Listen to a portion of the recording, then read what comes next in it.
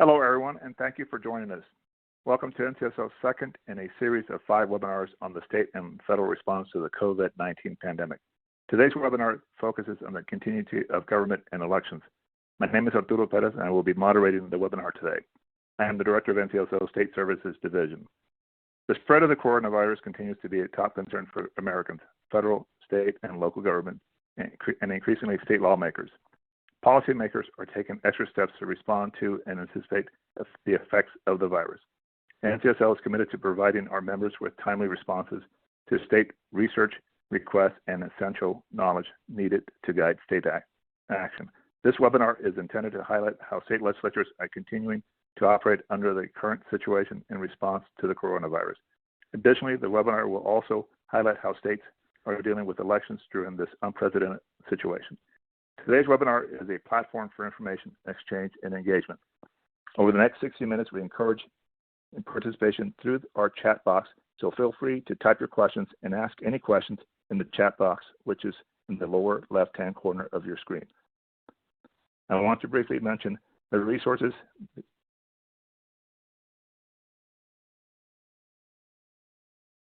Here you can find and download a PDF version of the PowerPoint. Another tab is labeled Speaker, where you can read the bios of today's speakers. You can access these tabs at any time during the presentation. Today's webinar is being recorded and will be available on NCSL's website within the week. The National Conference of State Legislatures is a bipartisan organization that serves the legislators and legislative staff of the states, commonwealths, and territories. NCSL provides research, technical assistance, and opportunities for policymakers to exchange ideas on the most pressing state issues, and is an effective and respected advocate for the interests of states and the American federal system. NCSL does not advocate for specific policies, nor do we take a position on state issues.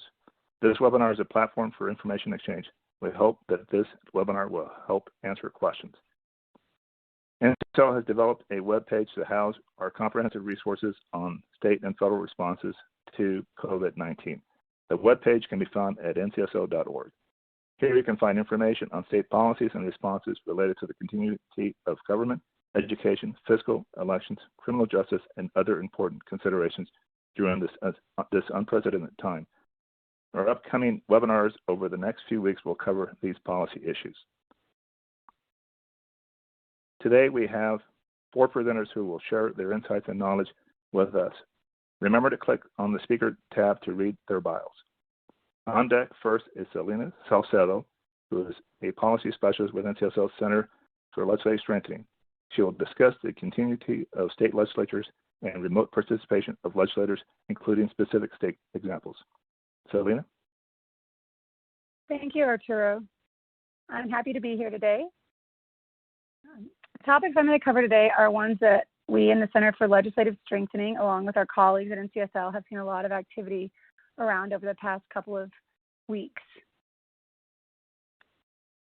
Legislative sessions and remote participation are the topics that I'm going to go in depth on a little bit today.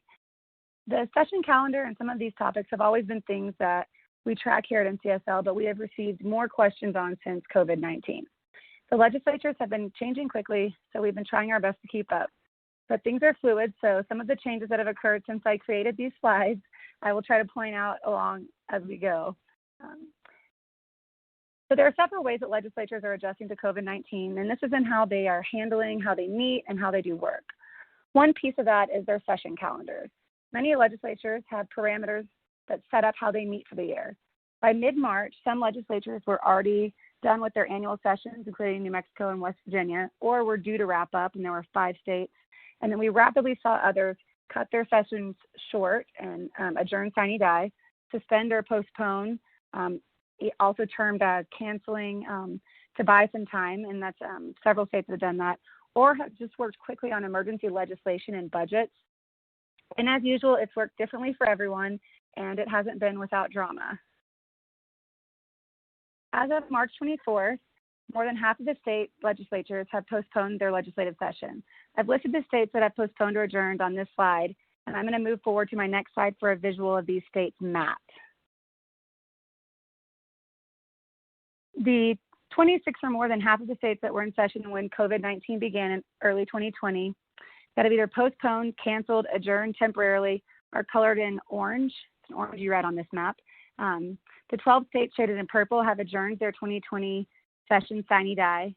The states shaded in gray have not yet convened, meaning these include the 4 states that do not have regular session in even-numbered years: Montana, Nevada, North Dakota, and Texas, and states who had not yet convened their 2020 regular session before the COVID-19 kind of outbreak began. These slides and maps were up to date when created a couple of days ago and have been updated daily for the past couple of weeks on our homepage and on About the States on the website. But as I mentioned, this is all fluid, so I can now tell you that the Missouri House is standing adjourned, and there have been other updates that we will continue to make in real time as possible. These legislatures or chambers that have postponed or canceled session are set to pick back up whenever the threat is over. Colorado was poised to pick back up with session at the end of the month, but is now coming back in April. Many legislatures are waiting until mid-April or later to start back up or to decide what the plan is moving forward. There are legislatures planning to have special or extraordinary sessions later this spring. 36 states have legislatures that are able to call themselves into special sessions. Governors are allowed to call a special session in all states, and in only 14 states the governor can call one. And we also have a couple of examples of committee meetings that were held in response to COVID-19 or that are being planned. That Oregon is holding virtual committee hearings to discuss what issues will be taken up in a special session and how the legislature would operate.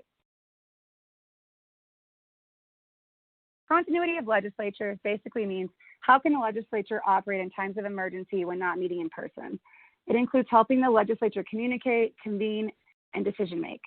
Remote participation can refer to 2 types of participation when talking about a legislature. Remote participation is participation by a citizen who wants to testify to a committee but who cannot be physically present at a committee meeting.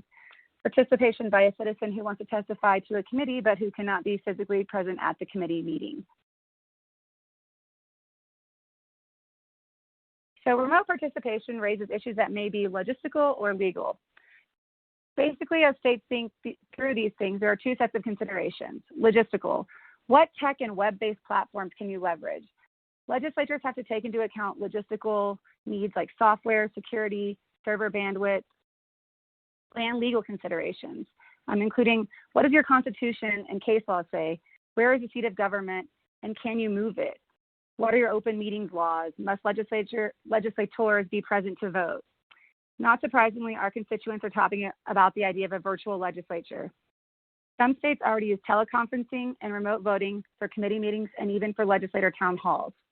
There's been a flurry of activity on the question of whether voting during session can actually be done virtually. In most state legislatures, the answer is no. But Oregon and Wisconsin had some provisions in place well before the term social distancing started trending. And in just the last few weeks, we've seen the Arizona House, the Pennsylvania legislature, and the council in DC make changes that allow it to at least temporarily meet virtually. Other legislatures are contemplating changes as well. So what's been done to allow remote participation? Prior to March 2020, Oregon and Wisconsin had constitutional provisions in place to allow remote or virtual meetings of the legislature in the case of an emergency. Some legislatures integrate virtual participation into their committee hearings. Examples include Alaska, Colorado, Hawaii, and there are others. And some legislatures have determined that remote participation isn't possible. So what's being done? Over the past 2 weeks, the following chambers and legislatures have taken action to allow remote participation, and they are listed here. As recent as this week, the Arizona House and the Pennsylvania House conducted votes. The New Jersey Assembly, or the General Assembly, and the Pennsylvania Senate and House are meeting or have met today. Just as a couple of examples of, that this is changing daily. And NCSL is tracking recent resolution and bills related to legislative operations, including remote participation. My colleagues Natalie Wood and Brenda Erickson have been covering remote voting, and I can connect any of our audience members with them for additional information specifically on that topic. Thank you for your time today. I'll turn it back over to Arturo. Thank you, Sumi, for your presentation. We will have time for the questions at the end of, or towards the end of this section of the webinar, following our next 2 presenters. Our next presenter is Brad Hendrickson, who is Secretary of the Washington State Senate. He will cover the contingency of the legislature in a crisis from the 2001 earthquake in Olympia right up to the COVID-19 virus. Brad?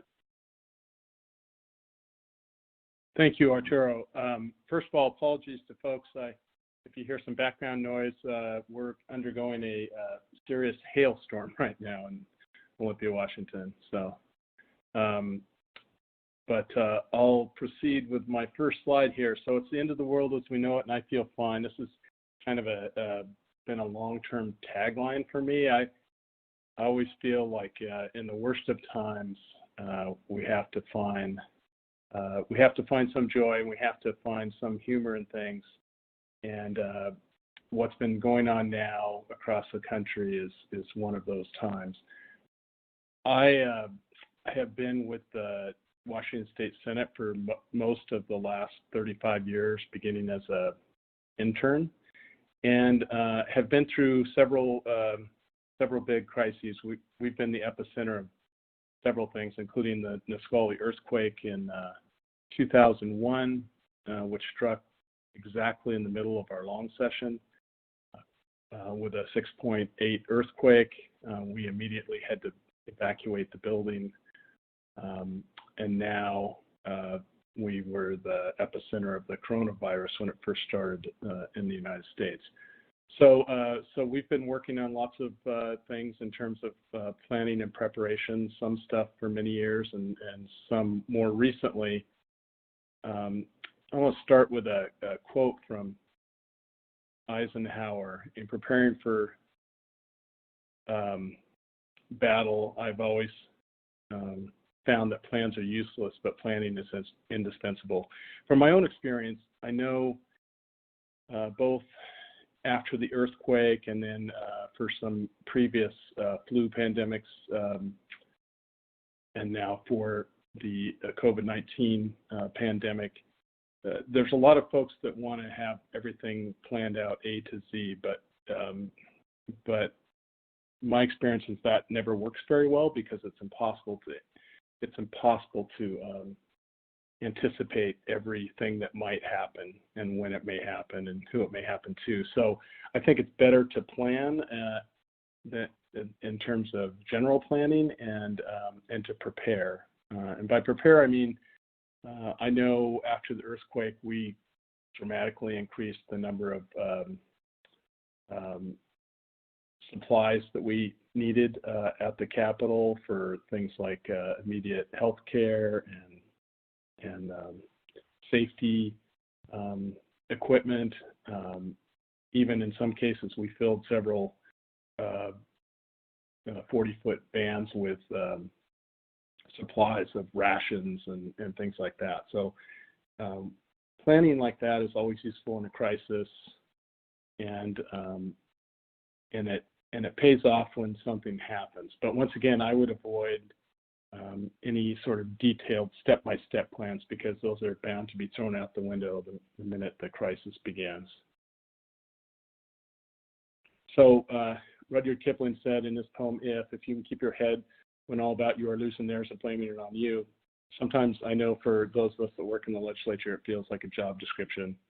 And I think one of the important jobs for us is to not panic when things start to go wrong, and to remain calm and be an example for folks to remain calm with you, because I think people's natural instinct is not always to remain calm in the face of crisis, and if you don't get a handle on that, then things can really spiral out of control in a hurry. I take some wisdom from Tommy Lee Jones, and I hope this clip will come through for you, but this is from Men in Black.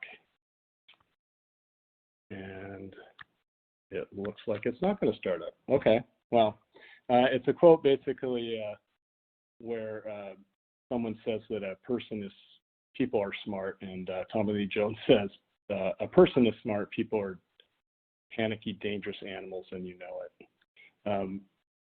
I think that being calm in the face of crisis allows for many things. It allows for you to sort of plan at a in a logical, methodical way to work through things. Sometimes it's hard to see when you face these great problems how you're going to be able to overcome them all at once, and you just have to take small steps and move in the right direction and stay calm. So when I was a young man working at the legislature, I always knew communication was important, but over the years I've come to realize that it's everything. It means everything, especially in the middle of a crisis. I know, like many of you, since the COVID-19 outbreak began in Seattle, we've been sharing information constantly with members and staff about the outbreak, about our preparations for dealing with the outbreak, and just in communicating on a daily basis. We now have, we were fortunate enough to finish session on March 12th, and at this point, we're under a stay-at-home order from the governor, so we have virtually all of our staff working at home remotely via laptops or PCs with VPN connections. And so we're able to stay in constant communication with people. And as you know, in the absence of information, people will often assume the worst, and that's not what we want them to do in this case. So we've tried to be transparent and sharing things not only with members and staff, but with the general public as well, as much as we can via our websites or our local version of C-SPAN, TVW. So a couple lessons that I've learned from these crises over the years is first, to invest in people and IT. We have been very fortunate as we entered into this COVID-19 pandemic that we had some really high quality people in our IT shop, and we had invested heavily in hardware and software over the years. We have, like I say, an amazing dial-in bandwidth for people to connect remotely to our network. We now, as of the last report, I think had close to 300 people connected simultaneously, and we expect that to grow. None of that could have happened had we not made those investments earlier. And in my travels around the country to other legislatures and in knowing a lot of clerks and secretaries around the country, I can say with pretty good certainty that most states have not invested enough in IT. In Washington, we have an IT group that's 60 FTEs and millions and millions in their budget. We work with them on a daily basis on providing tools for people to use, and that has paid off handsomely in this crisis. We have most of our staff on laptops already and all of our members, so that was a big start for us to be able to work remotely, and we continue to invest in IT and learn as we go on. We're currently working on some modifications to our rostrum software that would allow us to do remote voting in a really seamless way, in a way that's familiar to the members already. And we're hoping to start testing that next week and the week after, because we do anticipate a special session at some point between now and the end of the year, maybe several of them, to deal with the crisis. So I think that making all those investments and planning for these things is really critical to how we operate during this crisis.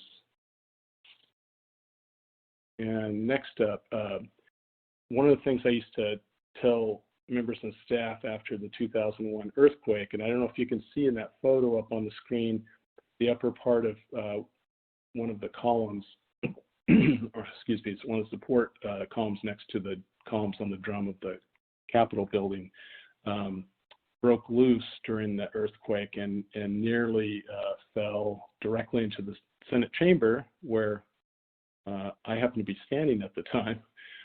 It was about 10,000 pounds worth of stones, and the folks who inspected the building after the earthquake said that probably just another few seconds of shaking, and those would have come through probably several floors of the legislative building.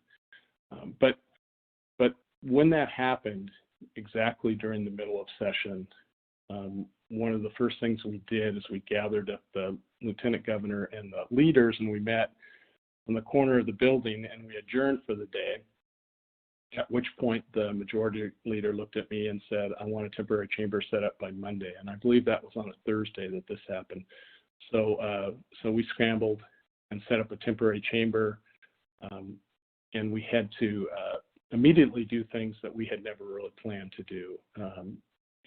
But going through that exercise allowed us to learn a lot about how that might operate, and to also envision that we could work in a place besides the Capitol building, which is why I kept saying the legislature is not a building, it's an institution.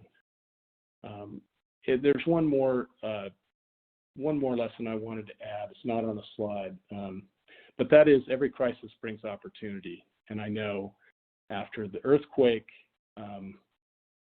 many of us, and after we've had time to reflect on it, realized that the earthquake was one of the best things to happen to us. And the reason for that was, luckily nobody was injured, but it came at a time when the legislature was grappling with a renovation of the building, which was in dire need, but there was no consensus on when or if or how we would do the renovation. Many people felt we should do it at sort of a floor or a quarter of the building at a time.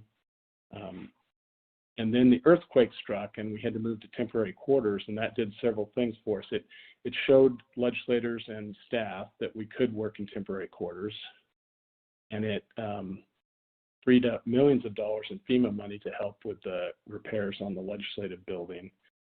And the renovation that happened for 2.5 years after that left us with a much safer and a much nicer Capitol. So just the fact that that crisis happened opened up opportunities that we didn't realize existed before. The other thing I'm speaking to my staff a lot about these days is that what we're doing now in terms of working remotely, I encourage them that if we can maintain the same level of excellent service that we had before while we were in our offices, that we're opening up an opportunity to expand telework possibilities in the future for the remainder of this interim and for future interims, if we can show that the work can get done, that we can manage all these things remotely if need be. Which also has the added benefit of, I think, as many places are finding out now, of reducing traffic and a lot of single person commuting that was going on. So with that, that's the conclusion of my presentation, and I'll look forward to questions after we're done. Thank you. Thank you, Brad, for taking the time to be with us today and for that excellent presentation. Our next presenter is Jackie Little, who is the HR Director for the Maine Legislature. Jackie will outline important considerations for legislative staff at this time. Jackie? Hello, and good afternoon, everyone. I have a few things to share with you today about our response here in Maine. These are certainly unprecedented times. COVID-19 is a new disease, and the circumstances in front of us are brand new. We've never faced these exact circumstances before. And a worldwide epidemic of this magnitude is also new to us.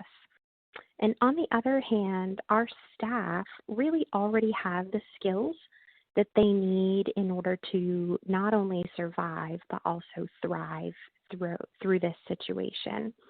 I've watched, just in my time with the Maine Legislature, I've watched staff adapt to new administrations, changing party leadership, shifting political priorities. I've also seen them in very innovative and creative moments at work when they're presented with impossible deadlines and technology challenges and limited resources, and they have to be creative and innovative in order to solve those problems. I've personally observed the dedication and commitment that our staff have to the mission that's in front of them. They feel passionate and they feel strongly about the mission of the legislature and the institution of the legislature. So this is what we do, and this is why we thrive in public service and in the legislative environment. We already have all the skills we need to be successful in our response to COVID-19. So taking a moment to maybe just remind our staff how resilient they already are, that resilience is knowing how to cope in spite of setbacks and barriers and limited resources, and we are well equipped for facing challenges. In terms of what staff really need from us, there are a few things that come to mind. As employers, we should strive to provide as much certainty as we can through clear and timely communication. And this is a lesson that we learned a couple of years ago in Maine. We were unable to figure out the state budget, and so for several days the state actually was shut down. And through that time, in HR and our leadership team, we didn't really know what the impact would be on staff and benefits and how we would address the many questions that were raised. And in that time, we really didn't communicate much with staff. And afterwards, we do an employee engagement survey, and some of the feedback we received was, oh, during this crisis, you didn't tell us anything. And our response was, well, we didn't know anything. And our staff felt like, well, we should have just said that. So one of the lessons that we learned is through that situation is that even if we know nothing, we should just say we know nothing. We don't know, and we recognize that this is an uncertain time. So in Maine, our first communication about COVID-19 really, our communication came in waves. So the first communication was from the presiding officers and our legislative council, and it provided initial guidance to staff about legislative operations generally. So public access to the building was being restricted. We shared the CDC recommended guidance about social distancing and hygiene. We gave specific requirements for those who were experiencing symptoms to not come to work, and the necessity to report to HR if they tested positive or experienced these symptoms. We also gave directives to supervisors to identify and kind of refresh our policy and plan for any contingency. What are the critical functions that need to be done, and how might we do these critical functions if we needed to do them remotely or with a reduced staff due to an outbreak. And then our next wave of guidance indicated that the legislature would adjourn about a month earlier than their regular statutory adjournment. So they were scheduled to adjourn April 15th, but instead they decided to adjourn on March the 17th. So we found this out, I think it was on Friday, and then they adjourned the following Tuesday. So there was a lot of work to be done in completing all of the necessary priorities because there was a month worth of work left. And so staff were very busy through the weekend and on Monday getting ready for that final day of session. And once that second message went out that the legislature was going to adjourn, we started really getting a lot of questions from staff about what's the impact on them and what are we going to do, or are we going to be expected to be in the building? And so lots of questions started coming in. And we didn't know the answers. We were working with the presiding officers to figure out the plan and get their direction about it. So in the meantime, we just sent a communication, an e-blast to our staff saying that we recognize these are uncertain times, and you have lots of questions, and I assure you that we're working on providing clear guidance to address the questions. And we listed a couple of things that had already, themes really, that had already come up from staff.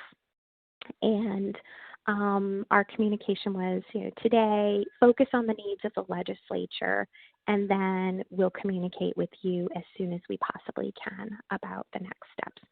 So in response to that message, it at least gave people the peace of mind that, okay, people are thinking about this, and I can focus on my job, which is drafting bills or doing this committee amendment or floor amendment, whatever their involvement in the legislative process was. They could focus on that, and then they knew that we would get back to them. And then our next communication to staff included that specific instruction that they were looking for about working remotely if at all possible, that only critical functions should be done on site when absolutely necessary, that we would review the plan every 2 weeks, but that it would be subject to change if needed.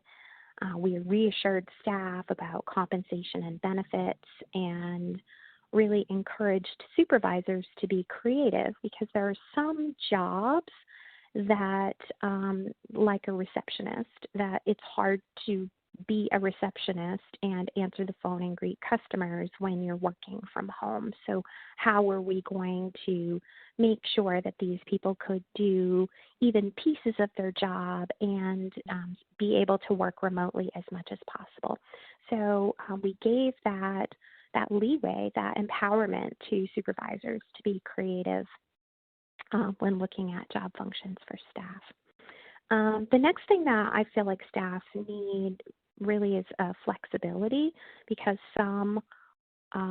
once the legislature adjourned, some people were ready to take vacation or have a break because their job responsibilities were not as critical at that moment. And so being flexible with time off where it was possible to grant time off, flexible time if people are caring for children and want to kind of flex their time and work in the evening instead. We're trying to be flexible and be able to accommodate that. And certainly remote work is an area of flexibility that we haven't really offered in the past in Maine. We do have a number of staff that in the evening will bring work home and will work remotely, but they're not expected to keep in constant contact because it's beyond our normal business hours. So remote work during the day was overall a very different concept for us. And so we had to be flexible with that. The third thing that staff need is connection. So they feel like they are still connected to each other and to supervisors and to the work of the legislature. So again, our supervisors are really key in this.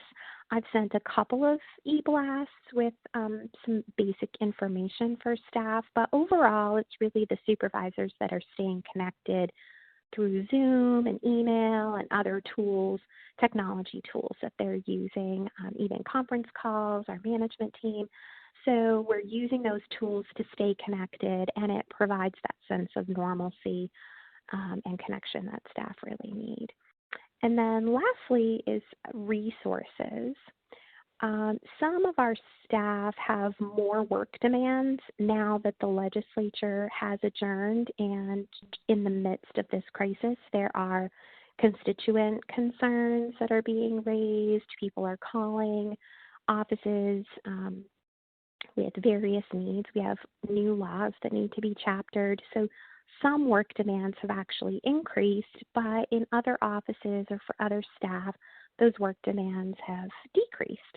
And so we are providing some resources in online learning. And from my office, I have a lot of leadership type books, and I offered staff the opportunity to, grab a book before you head out the door. And I had several people coming throughout the day, borrowing books from this leadership library. I also distributed to supervisors some best practices for remote work and staying connected, and tips for employees It was a great article by Governing Magazine, and they shared information about how to be successful in working remotely. The staff in the executive branch, our Health and Benefits Office, released a webinar that was put out by our Employee Assistance Program so that people can personally be able to adapt to this crisis situation and feel supported in that way. So we all handle crisis in different ways, and having those resources available to help people personally and professionally and keep them connected really goes a long way to providing the staff with that support that they're really looking for from us as their employer. So with that said, those are the pieces of information that I felt were important to share today, and I'll turn it back to Arturo. Thank you, Jackie, for your excellent insight. As I noted before, we will stop here for questions for either Brad, Jackie, or Selena for this part of the webinar before we move on to the next part of the presentation. Some questions have already been posted on the audience chat, and if our speakers want to answer any of the questions that have been posted, please do so. And Selena, additional question. You noted in your slides that several states are currently on pause. What are the legislatures planning to do next? Hi, Arturo. I think that Natalie is responding to the audience questions, but I could go ahead and, so you said, what are the legislatures planning to do next? Some states are taking more of a wait and see approach. Others have canceled or postponed or adjourned to a date certain. Colorado, as I mentioned earlier, is poised to pick back up with a session in April. Many legislatures are waiting until mid-April or later to start back up is what it's looking like. And some of those are just pushed back, or canceled or postponed for a week, and then the next week they've, canceled or postponed for another week. So we've seen those kind of just getting pushed back every week or two. And also in other states, we are seeing talk of special or extraordinary sessions, and those are in those 36 legislatures that are able to call themselves into a special session. And governors are allowed to call a special session, as I mentioned, in all states, and in 14 states, only the governor can call one. So in 14 states, the governor can call a special session, but the legislators, or the legislature itself cannot. And Georgia convened a one-day session in mid-March as the COVID-19 crisis began to unfold, and there's been talk of one in Wisconsin. And in Oregon, for example, is already holding a virtual committee hearing to discuss what issues would be taken up in a special session and how it would operate. So that's one that they're kind of just getting ahead of everyone else and trying to figure out, what they would discuss in a special session and, get a little bit ahead of the curve for some of the other states. Thank you, Selena. For Brad or Jackie, how can the public observe and or engage in the process during times like these? What tools or options can legislatures provide to the public?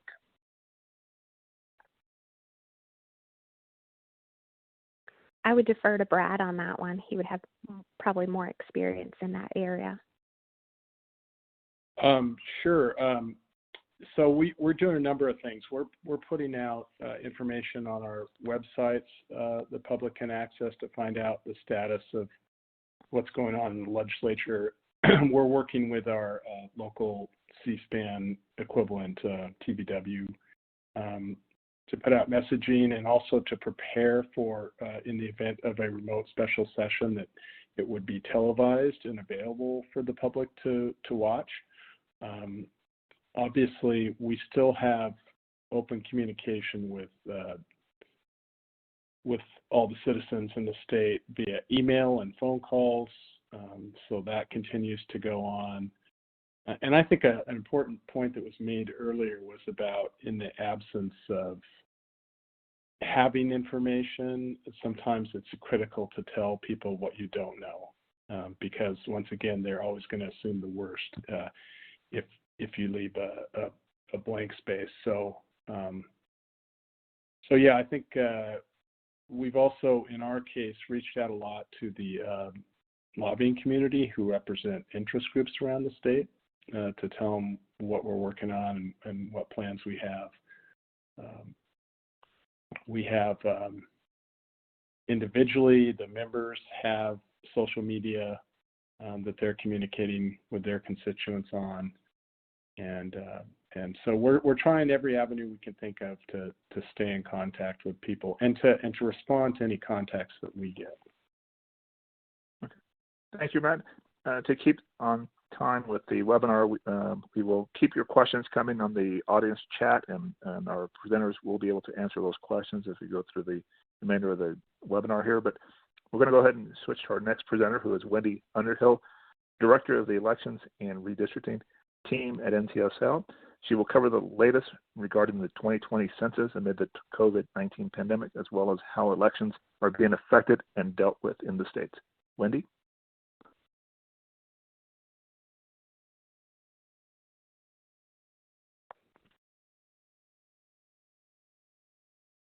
Go ahead, Wendy. Can you hear me now? Yes, we can hear you now. Okay, sorry about that. Thanks to you, Arturo, and also to everybody else who's on board. This virus is kind of wreaking havoc on so much of what people in the legislative world do, but then when I see this many people taking time to learn from each other, it's really quite heartening.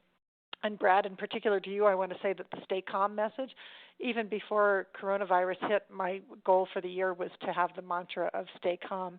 And then Jackie, I heard from you that the idea to communicate with your staff, even if you don't know anything, is a good idea. I'm on it. Thank you very much for those points. I wanted to just put one slide up about the census. By now, all of you have received your letter from the Census Bureau giving you instructions on how to fill it out.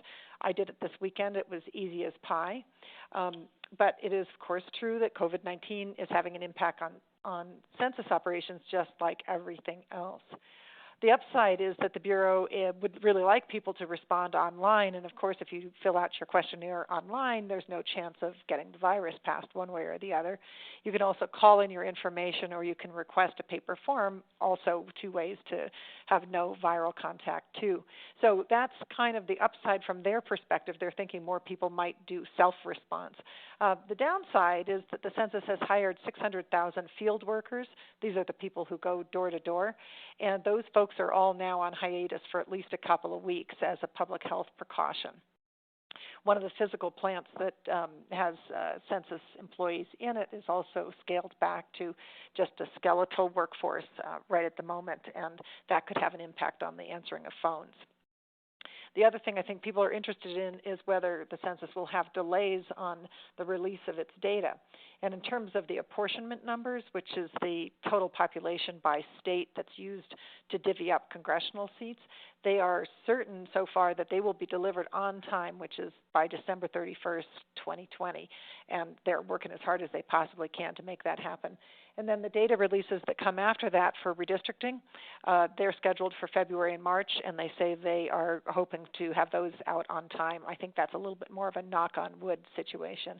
And just like with all the rest of us, the Census Bureau is reassessing what it can do on a day-by-day basis. Then I wanted to shift over to the election side of things. And of course, elections are front and center. That's in large part because we are in the thick of the primary season. We've got lots of presidential primaries, of course, and also state primaries, which are more important to our members, are on the calendar both for spring and for summer. And I will talk about delays in a minute, but first I wanted to talk about emergency powers and elections.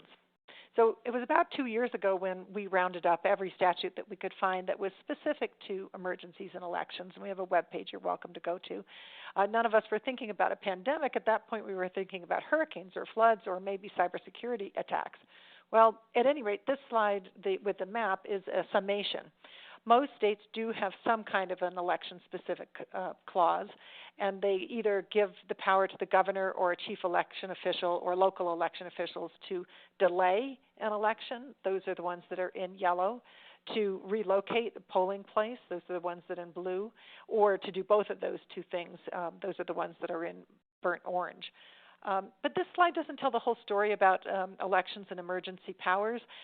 As you all know, the governors have some very broad powers when an emergency is declared, and those powers would overrule anything that's in these election-specific statutes. And I thought I would just look at three particular states and what they've done. In New York, they had a primary that was literally underway on September 11th, 2001. which we all know as 9/11. Some people had already cast their votes when the towers came down. The legislature took immediate action and said they were going to reschedule the primary for September 25th. Now, it is fair to say that the primary was not front and center for most New Yorkers at that point. They had many bigger things to be worried about, but yet there needed to be some way for the democratic process to continue on. So that was a very specific event with a very specific result. In Minnesota, they constituted a task force in 2015 to look at elections and emergency preparedness. This was based on a recommendation from the National Association of Secretaries of State. And in 2016, some of its recommendations were enacted. And these included the requirement that Secretary of State create a state election emergency plan, which is pretty unusual for states to have that in place, and also that counties were asked to develop their own plans as well. And then I wanted to include Florida, not because one single event led to their robust guidance for election emergencies, but simply because it has robust laws on this topic. I'm guessing it's because they're familiar with hurricanes, and so they have to have these things in place. They've got 8 different laws that interrelate, and they address the canceling, postponing, relocation, and requiring election supervisors in the counties to have emergency guidelines. And again, if you're interested in more on that, we do have a webpage called Election Emergencies that you can look at. And now I'll get to the election delays. Louisiana was the first state to postpone its primary. It was scheduled for April 4th, and now it will be on June 2nd. It did this action on March 13th, and when they took that step, it seemed pretty bold. But since then, 10 more states, those are the states that you see here in the burnt orange color, have moved their primaries later on the calendar, oftentimes to June 2nd. And 3 states have done the same for spring municipal elections. Those are the states that we've got colored here in blue. So one thing that crossed my mind when I looked at the new calendar is that we're actually going to have a second Super Tuesday on June 2nd, and there will be 12 states that date that hold presidential primaries, and 9 will also hold their state primaries on that day. And by the way, I haven't included Pennsylvania in the numbers or on this map. By the end of the week, we do expect that Pennsylvania also will have postponed its April 28th primaries to June 2nd, but that isn't quite finalized yet, so it isn't quite on the map or on our lists. And I thought it might be helpful to put this in some historical perspective. My team has not come up with any at all statewide election postponements other than that one from New York with 9/11 that have taken place in the last generation. I'm hoping with such a broad audience here that there may be people out in the states who can point us to something. And literally, I mean, do that. Either email me or put it in the chat box, because if we're wrong, we need to be able to have some other comparison points. So in addition to postponing elections, states are looking at doing more mail voting. And there are some questions to be answered or at least considered. If you're in a state like the 5 that already mail a ballot to all voters, then this isn't a concern. But if you're in a state where most people vote in a polling place, then the congregation of people becomes a public health concern. And there are some states in the West that are sort of already over the 50% mark. So for them to move towards sending everybody a ballot won't be that difficult. But for some states, it would really be quite a Herculean task. I heard that word from someone else to describe this. By either a primary or even by November if they wanted to go that way. So what I've done here is put up a few of the considerations. I'd be happy to talk with anybody about these in greater detail. I'll just close this slide by saying that if you'd asked me 6 months ago if a state could shift from mostly polling place operations to mostly mail voting in time for the November election, I might have laughed. But now states are on this. They're thinking about it, and they've got a number of things that they're doing, including putting up online portals so that people have an easier way to ask for an absentee ballot, or even sending a ballot request form to every voter. So there's amazing action in that realm right now. Then I thought I'd just close with a few thoughts about the November election. And the first is that we will expect to see fewer citizens' initiatives. In the half of the states where citizens can gather up signatures and put policy choices onto the ballot, they're having a hard time doing that, because right now is when they'd be out gathering signatures, and gathering signatures doesn't seem like a good idea when people are in stay-at-home mode. We will see still, of course, legislative referrals because those don't require the collection of signatures, but probably the number of citizens initiatives will be very low this year. I also think we'll expect to see more people who are voting from home or voting absentee ballots. As we just discussed, in many states, that's a choice that's available to anyone, and a lot of voters will be doing that even if the state itself isn't encouraging them to do that. And on turnout, there's so many different factors, and now the virus just adds one more factor. In advance, a lot of people were expecting a record turnout this fall, and what the virus will do is hard to tell. It's truly a wild card, but it does put the other things like who's on the ballot and what the weather's like, that puts them in a whole new light because we've got the virus to think about. And then I'm wondering about what will be the topics for the fall campaign. And of course, the economy is always a big one. And in this case, the economy and the virus are kind of linked. So I'm guessing that people will be voting in large part on how our leaders, from the president to the governors to the legislators, all the way through, on how they're handling this crisis. And it does look to me as though states are very active on the health front and the continuity of government front and virtually every other front. So we can look to states for some guidance on that. And I'm absolutely happy to take questions if there are any. I haven't been watching the chat box, so Arturo, I'm going to hand it back to you.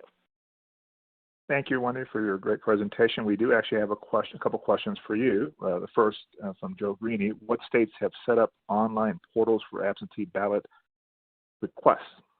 The newest one to do that is Idaho. And there's about 10 other ones. Louisiana was the very first one to do that. They did it back in about 2011.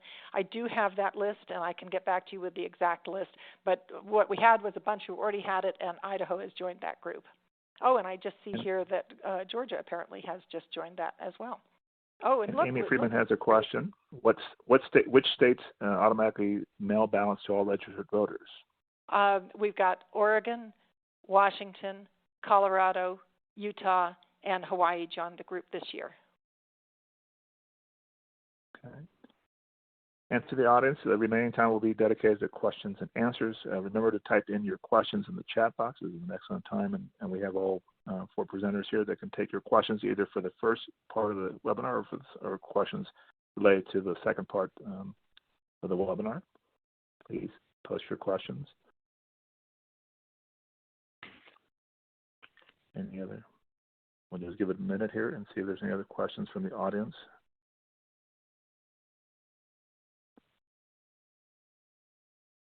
I see Amanda King is in the chat box. Thanks, Amanda. Nice to see your name there.